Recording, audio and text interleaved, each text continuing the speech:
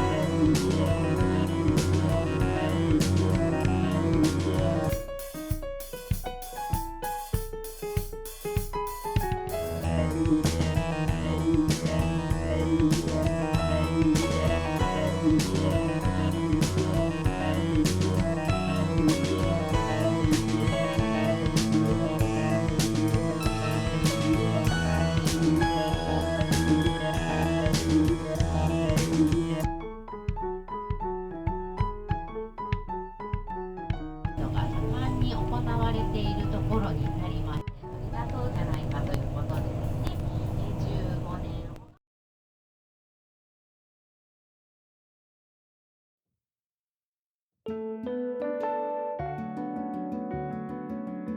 ワンハマインウェイが通れないと、ここに渚ドライブウェイ通れませんというふうに出る渚ドライブウェイ通りますので、これから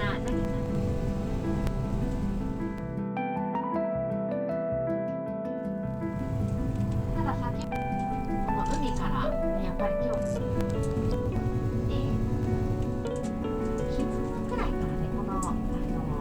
ジェットスキーの中で日本で唯一このような砂浜を、なぜねこれだけ狭くなっているのか、というのは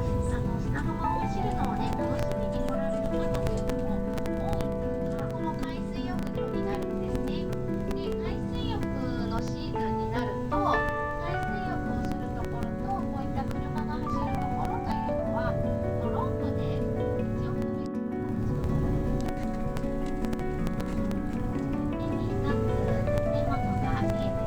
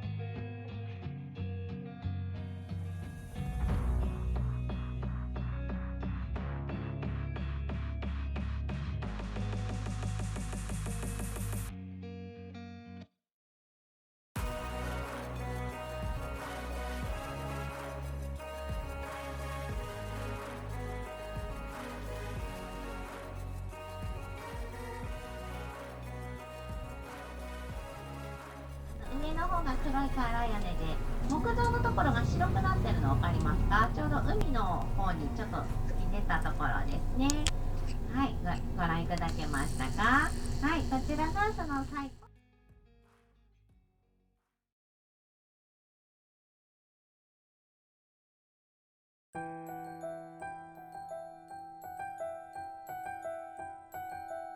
たいと思います。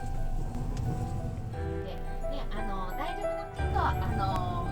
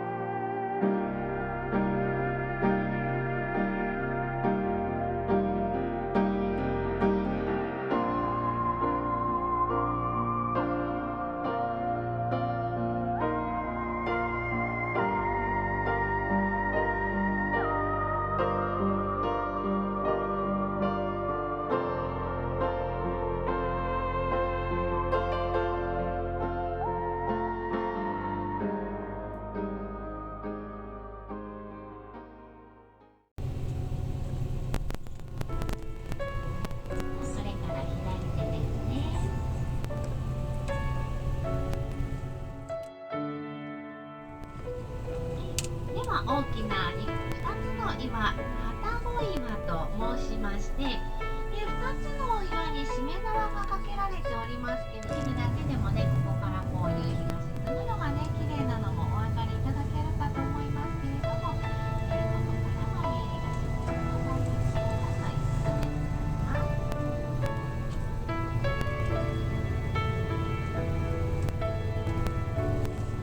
と呼ぶ集落、家の周りは潮風などもね、防いでくれるということなんですけれども、このような滝囲いがしてある温泉集落、間垣の里と申します。では、ひつみと呼ぶ集落を通りまして、交通のですね、難所だったところと言われています。この辺りはずっと向こうまでベンチが作られています。それから看板などもね、見えてくるんですけれども、ベンチもう作ったのがね、30年、40年以上前から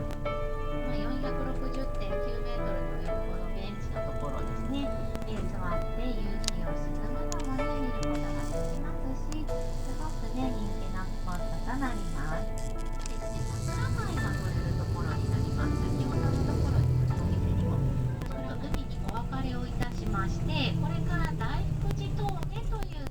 松本清張さんのゼロの焦点の舞台となった八瀬の断崖などに嵐が降って海のをね、待とうということで、船が隠れるところがないと申します。よく全国でもね、泣き口ちょっとね、歩きますと、キュッキュッと音がするところからですね、あえてね、トトロに似せるようにね、目玉とかもね、作られてるんですが、はい、ちょうどこちらの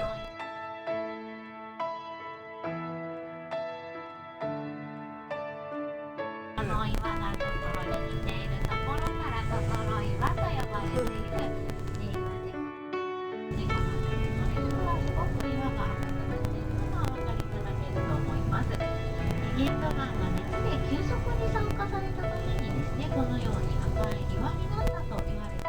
います。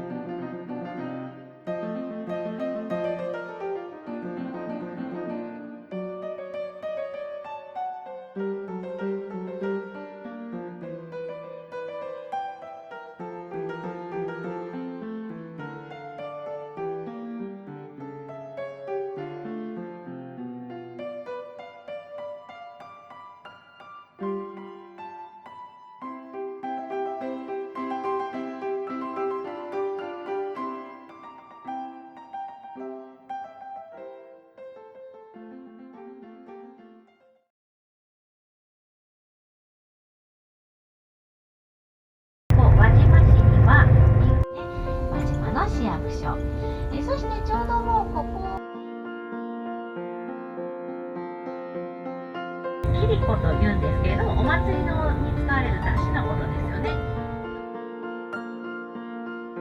この太鼓が発祥した町を通っていきますので、よく見るとお面とかかぶってるの分かりますか？たざと言いまして、ここに稲をこうかけてね、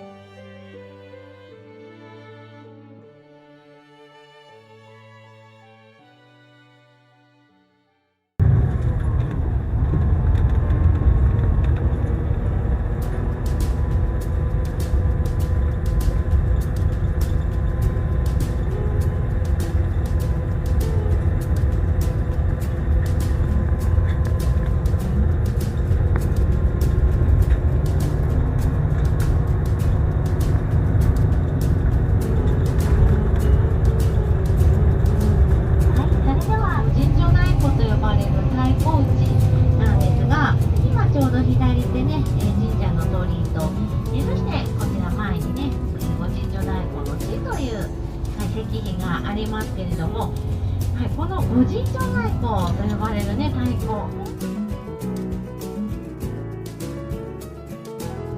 これ窓岩というふうに言うんですが、今じゃあこの岩通り越したらですね、通り越して今度振り返ってちょっと見てみてください。通り越して振り返ってみていただくと、なぜ窓岩という岩なのかというのがお分かりいただけるかと思うんですが、どうでしょうか。こちらから見るとすっぽり窓が開いたように見えませんか。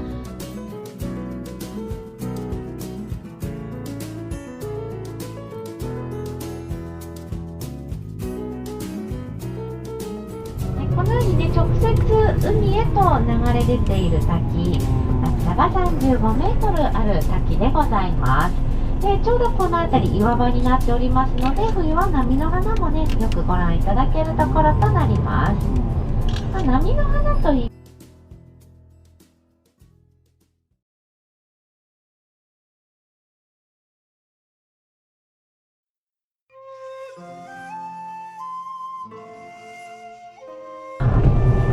ここがね、その前の時も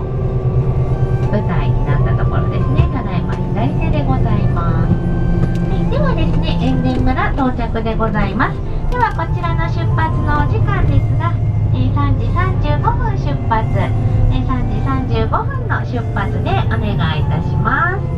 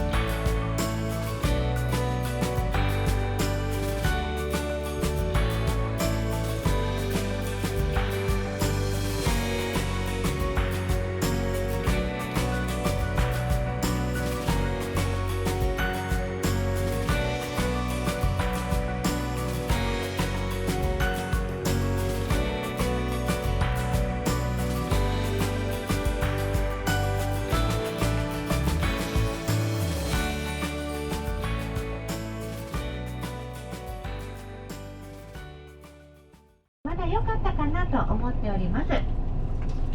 やはりね日中は暑くなったり、お持ちいただいたお忘れ物だけはないように十分気をつけてお降りいただきたいと思います。今日はですね、西日本 JR バスのとじをご利用いただきまして、誠にありがとうございました。お気をつけて